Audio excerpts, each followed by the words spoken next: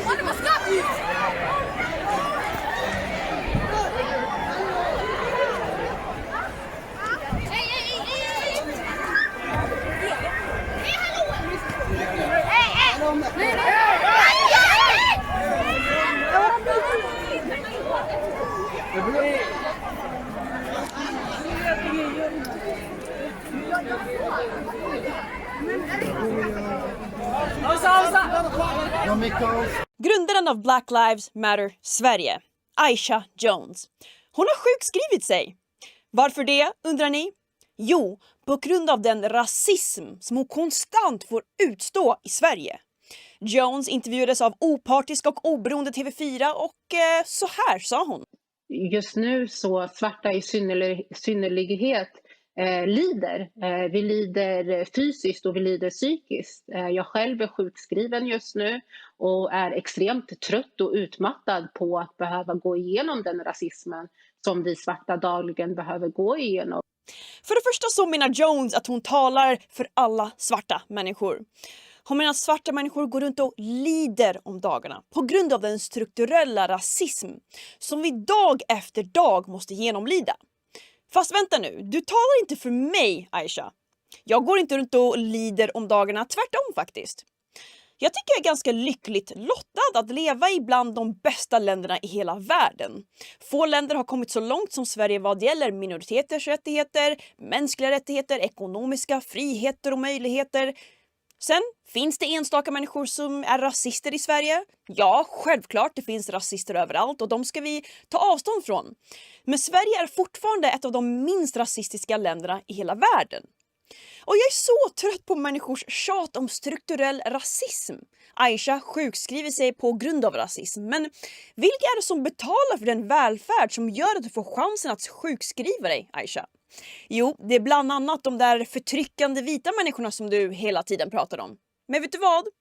Jag är också med och betalar den välfärden som du får chansen att nyttja. Så min fråga till dig, Aisha, är så här. Vad är det för strukturell rasism du gråter ut över i bästa sändningstid? Du är en svart kvinna som det går förhållandevis bra för. Du har mycket inflytande över den politiska debatten med tiotusentals följare på sociala medier, plattformar som du använder dagligen för att göra din röst hörd, som du får i Sverige. Så vad är det som är så dåligt i det här landet? Du får möjligheter och du tar del av de möjligheterna. Så sluta göra dig själv till offer. Jag tycker vi har det ganska bra i Sverige. Och oavsett vilken hudfärg eller bakgrund man har så ska vi alla vara tacksamma att vi lever i ett förhållandevis stabilt land som Sverige. Sverige är inte perfekt, men jag tycker fortfarande att vi ska uppmuntra människor att ta del av de möjligheterna som finns, för det finns många. Istället för att ständigt göra dem till offer. Black lives matter! Black lives matter! Black lives matter! Black lives matter!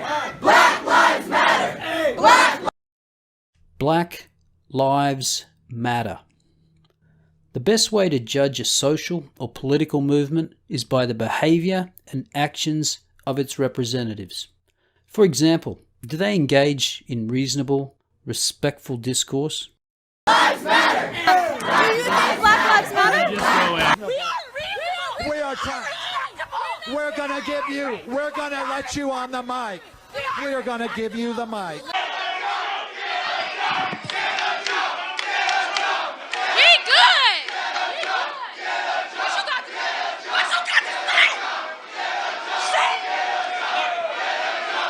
Do they possess the emotional maturity of rational thinking adults? Your kids are gonna hear all about the racism! Yes! Yes! Yes, here, everywhere! Violence! People want...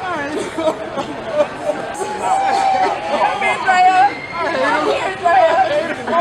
Come here, baby! Come here, swear It is our duty to win! We must love and support each other! We must love and support each other! We have nothing to lose but our chains! We have nothing to lose but our chains! We have nothing to lose but our chains. How does the absurdity of this statement escape these deluded fools? What chains do these privileged college kids have to lose exactly? Especially Jonathan Butler, son of a multimillionaire and leader of this particular cadre of intellectual infants. And what kind of progressive principles does Black Lives Matter stand for? Segregation. Now I thought that was the opposite of what this woman stood for, or rather sat for, back in 1955. You see, instead of wanting to be judged for the content of their character, these narcissistic bedwetters want special privileges based purely on the colour of their skin. And that, of course, is what you call racism. But who am I to judge Black Lives Matter and their lived experience of having to endure the legacy of slavery and all that? Because, let's face it, after all... You're fucking a white male! So? You're a white man! Yeah. So let me offer up someone who's infinitely more wise and knowledgeable than me about these things, and someone I have no hesitation in saying is probably one of the greatest intellectuals of the 20th century. Oh, and yeah, he's black. Explain that.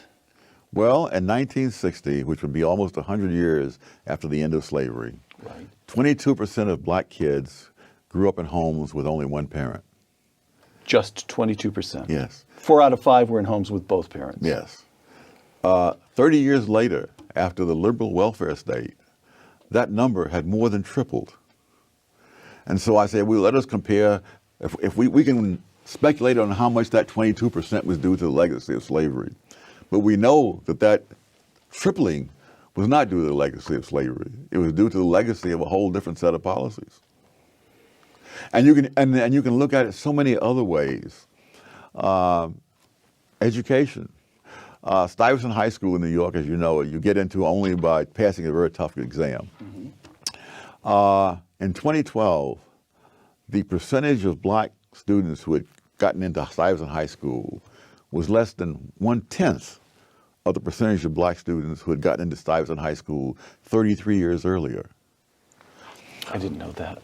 There's Dunbar High School in Washington, which was an elite black high school for a very long time. In 1993, the number of kids out of Dunbar High School who went on to college was less than it was 60 years earlier, which would have been in the depth of the Great Depression. And so you can run through a whole bunch of other things like that. Look at the housing projects.